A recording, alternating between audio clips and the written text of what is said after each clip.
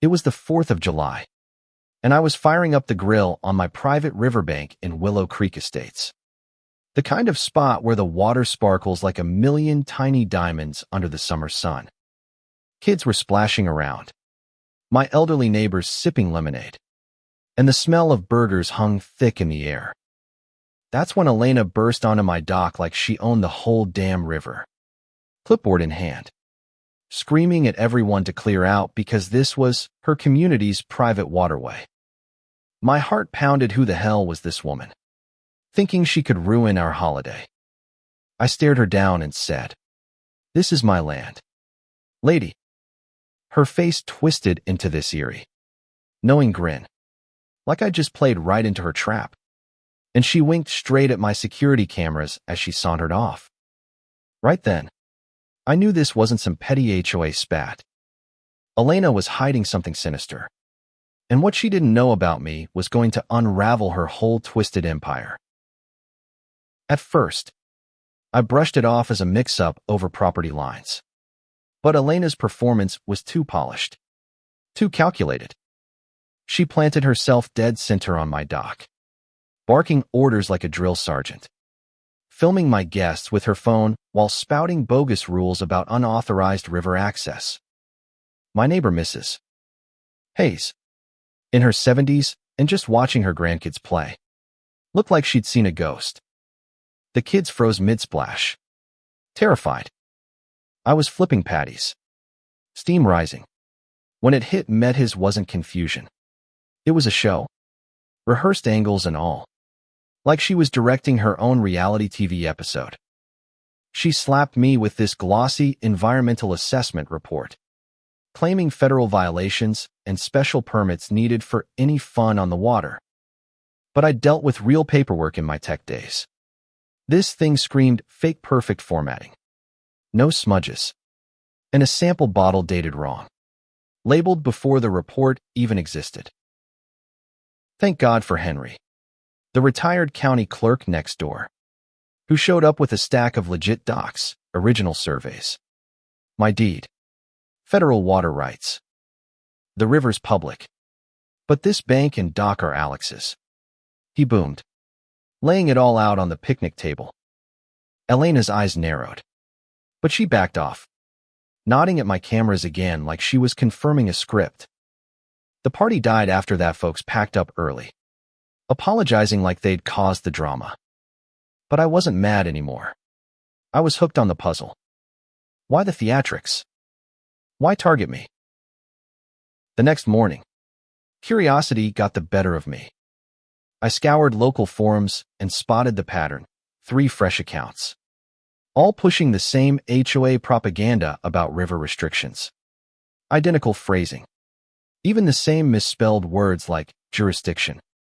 Reverse image searches on their profiles led to stock photos. These weren't real neighbors. They were puppets, posting in sync every few hours, going dark at odd times like a shift change. My gut twisted. This was coordinated, and Elena was the puppeteer, waging info war on her own community. Then the hits started rolling in. My buddy Mike, a contractor, called fuming about anonymous complaints on old riverfront jobs, using the exact lingo from Elena's report. Mrs. Hayes got creepy calls quizzing her on insurance and grandkids' swimming skills, voice dripping with that same smug authority. When she described it, chills ran down my spine. It was Elena. No doubt. I wasn't proud of it, but I had to know more. Elena's sleek black SUV was parked at the community hall, windows cracked on a hot day, a folder visible on the seat. I glanced inside, surveillance logs on every riverfront home visit patterns, income estimates, psych profiles color-coded for weaknesses. Mine was highlighted yellow, analytical type, needs clever handling, potential rabble-rouser. Notes on her boyfriend Dylan pegged him as an asset with insurance expertise, probing folks at barbecues about policies and claims. Shell companies billed for phony environmental services, funding her lavish life. And the Thompsons file. Their little girl had been quizzed at school by a safety inspector about home dangers, mining fears to feed Elena's machine. This woman was weaponizing kids. Me blood boiled. How low could she go? Things escalated 2 weeks later with sirens blaring through our quiet streets. White vans rolled up, guys in hazmat suits taping off the river, bullhorns blasting about toxic contamination. Panic spread, families bolted in PJs, hauling kids. Mrs. Hayes dialed relatives in hysterics. But from her balcony, Elena wasn't helping. She was noting reactions with binoculars, like we were rats in her lab. I snuck closer. One tech filled samples from a hose. Not the river. Props flashed fake readings. This was theater, pure and simple.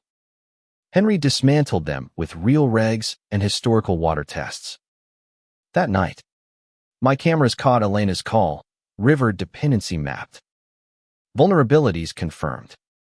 Phase 2 incoming. My hands shooped faked a crisis to test us. Identify leaders. Exploit fears. The complaints avalanche hit next. Code violations on my gatherings. EPA flags on old docs. Even noise calls for quiet chats. All scripted like Elena's playbook. But I'd had enough. Drawing on my 30 years debugging tech systems, I reverse-engineered her game. I fed noise-loud lawyer calls on my deck and watched her flinch. I built real bonds, helped Mrs.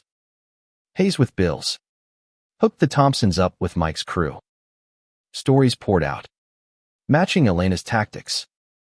Henry seemed too perfect, always with spot-on docs. Dylan asked oddly pro questions, snapping boundary picks like evidence. One box spill at Henry's revealed his secret stash, photos, transcripts, notarized statements on Elena's ops. He'd fled a similar scam in Oak Ridge Shores, where a HOA tyrant like her ruined lives through fraud. He'd moved here spotting red flags, building a case like a pro. We teamed up. Me digital sleuthing traced her shells across states, fitting our demo, rich retirees, river lovers, easy marks. Dylan. His detachment screamed undercover. The break-in at Henry's sealed it, targeting his files, ignoring valuables. Caught on cam. Police swarmed. Dylan arrived, quizzing like a fed. Then, at the Thompsons' yard sale, their kid waved identical threat letters to Mrs. Hayes' fake firm. Tailored fears, immigration for her, audits for them, licensing hits on Mike. We met.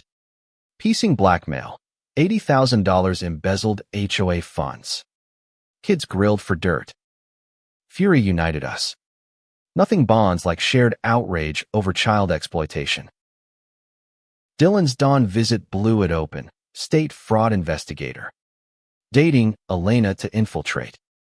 Her scheme spanned states. Faking crises for insurance scams. Forcing sales. Our resistance docs. Patterns. Solidarity nailed her case. She escalated desperately. Outbursts. Debts mounting. Isolation growing. The climax hit at the emergency meeting. Room electric with neighbors and officials. Screens blared evidence, fraud trails, multi-state links, testimonies. Elena sneered, then detonated, spilling secrets to divide us. But we own them, Mrs. Hayes on fears, Thompson's on bills. Unity crushed her. She unraveled. Threats hollow. Federal charges loomed: racketeering, prison, bankruptcy. We reformed limits, audits, protections. Our haven strengthened. Values soared. Elena's plot backfired, forging unbreakable bonds. What would you do if a neighbor like Elena targeted your family? Fight dirty or walk away? Should HOAs even exist? Or are they just power grabs waiting to happen? Would you involve kids in a scheme for cash? Spill your hot takes below. Smash that like if this got your blood pumping. And subscribe for more jaw-dropping real-life dramas.